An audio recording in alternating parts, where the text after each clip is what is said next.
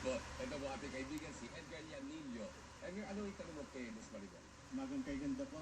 May tatlo po akong anak, yung dalawa po, mga dalaga na. At yung bunso ko po, si Kelvin, 5 years old. Kung sakali po na nagkakaroon ng epekto ng pananakit sa bata, paano po ito maalis o mababago? So, kung nagamit yung pananakot na noon, gusto niya, ang baguhin ngayon, oo. Nasabi natin, ano nangyari sa'yo?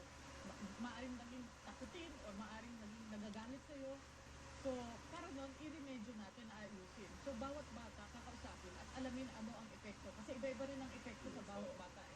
And then sabihin, ito na yung ating mga house rules o pamaraan para yung mga guidelines natin, hindi lang pagpananakot. Then make an agreement. Pag ginamit ko yun, sabihin, daddy stop, tatay stop, huwag mo gagamitin yan, di ba? Mag-usap tayo, huwag mo gagamitin. Kausapin mo ako.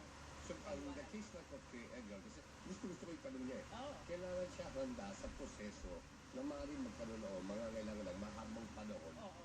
Magkwentuhan sila, paisa-isa. So, ang babalik ang umaga